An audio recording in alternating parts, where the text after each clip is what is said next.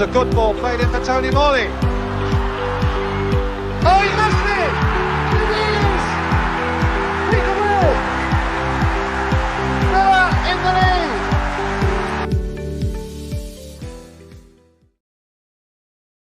lead! Hello, Aston Villa fans, and welcome to the Villa Forever podcast. I am your host, Chad Williams.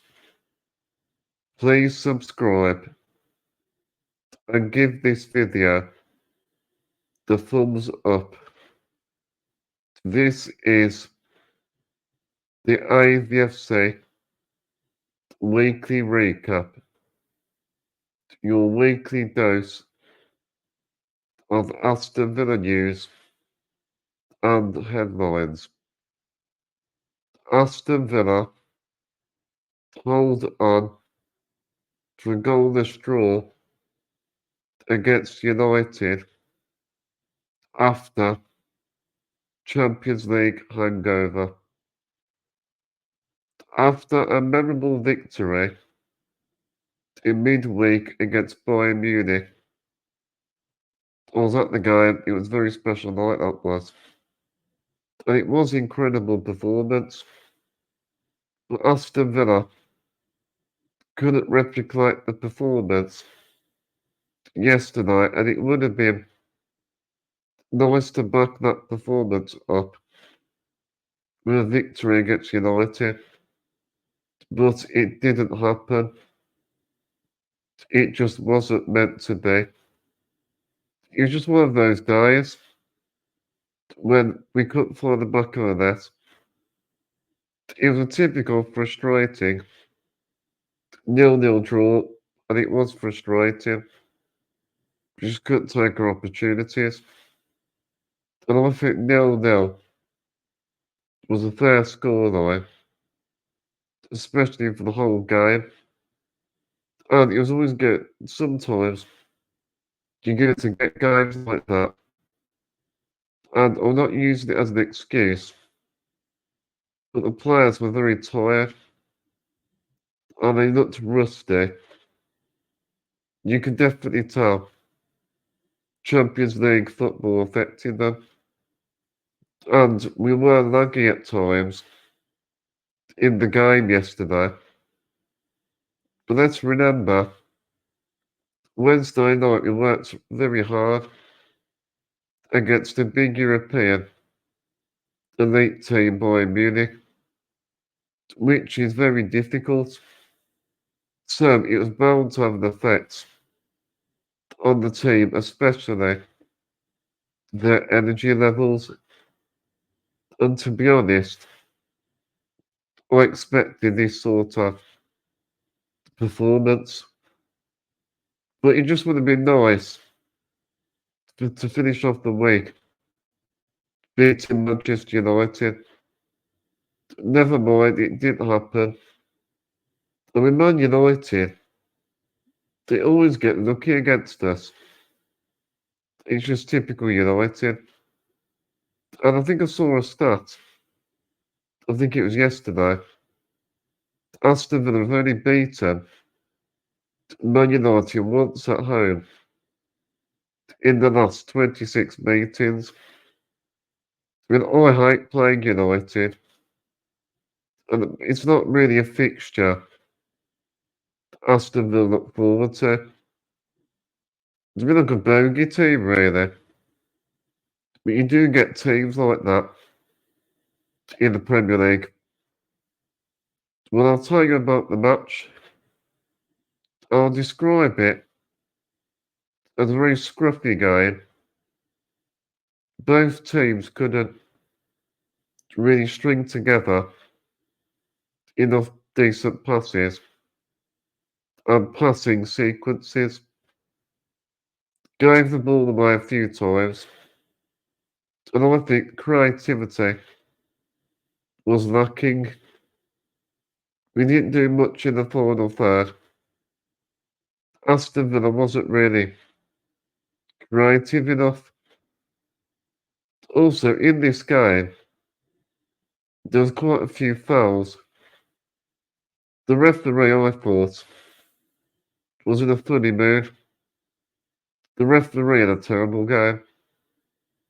He kept stopping the game, disrupting the rhythm, and Marcus Rashford had a good chance in the first half, cutting inside on his right foot outside the box.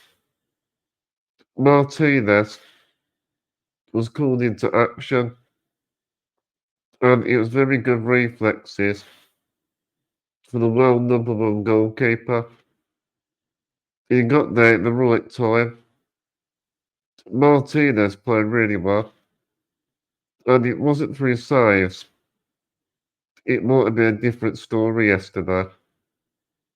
Then Morgan Rogers came very close, and he should have scored, hitting the side netting. But yesterday, I don't think Morgan Rogers wasn't his usual best, and I think he was disappointed in himself yesterday. It was very difficult for Rogers. Didn't really get enough opportunities to threaten the opposition. I didn't really have enough space to run into. In the second half, it was very similar. And both teams couldn't take their chances.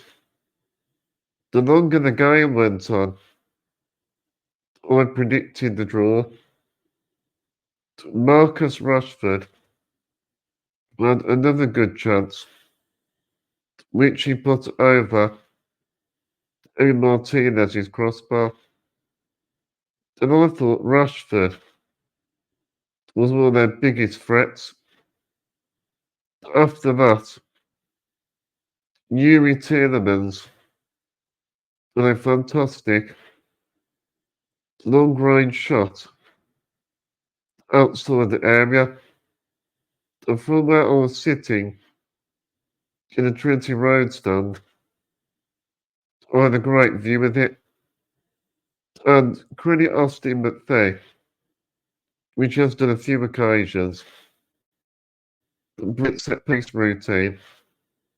It looked like it's for the training ground again, but it didn't come off. The Bruno Fernandes free kick was heart-pounding moments. And we were safe from the crossbar. Martinez was very relieved. And it was a good thing that it didn't go in. Thank God he didn't score. And Bruno Fernandes got a lot of bad stick yesterday. But he deserved it, really. I think he's a bit of a baby, to be honest. He goes down far too easy. And Fernandes is always complaining to the referee about something. It's not up to him. He shouldn't get involved. And then, at the very end of the game, Aston Villa could have won it right at the death. Effective substitutions again, which improved our temper, especially with John Gerrard and Ian Martson. And Jaden Philogene was almost a hero with his effort inside the box for Philogene. But Diego Dallo blocked it, and it was so close. Philogene was very unfortunate. And once again in this game, Philogene had a great game.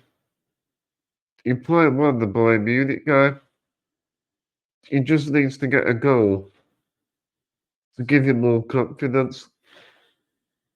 And in this game, there was always a goalless draw. It was written all over this game. Well, anyway, on to the next game. one of the positives for this game was Ross Barkley was excellent. And he started this game because Amadou Onana was injured. But Ross Barkley was the playmaker in this match, making decent passes and kept us ticking over. And I'm glad he got given a start. Ross Barkley deserved his start for Unai Emery. And it was nice that he got given a chance. One more thing to mention in this match. I think Marcus Rashford was really lucky to stay on the pitch. Rashford should have got a second yellow card after a poor challenge on Leo. He didn't get the ball at all. He completely missed the ball. He mistimed it. So the referee got that one wrong. The referee missed that. Then I want to talk about Diego Carlos. Defensively, Carlos was a rock at the back. He was very solid. Didn't really put a foot wrong. He put a good shift in. He came off the bench. If it wasn't for Carlos, I think we'll have lost this game. Despite previous stick from supporters, he played very well. He put in some good tackles, challenges when he needed to, and the crowd gave him a big roar. It was nice to hear that good reception. And I'm glad Diego Carlos. I'm glad he's in the squad. He's a useful player around the squad. And he provides good cover for Ezri Konsa. And I hope Ezri Konsa, I hope he's okay. I hope his injury isn't too serious. A 0-0 draw wasn't really what I wanted, a draw. But the way the game was going, I was happy to take it. We go into the international break, joint fourth place with Chelsea on 14 points. It hasn't been a bad start to the season. We're in a good position and we're ready to go again in 2 weeks' time. I can't believe it's another international break. There's too many of these international breaks. It disrupts the Premier League, I think.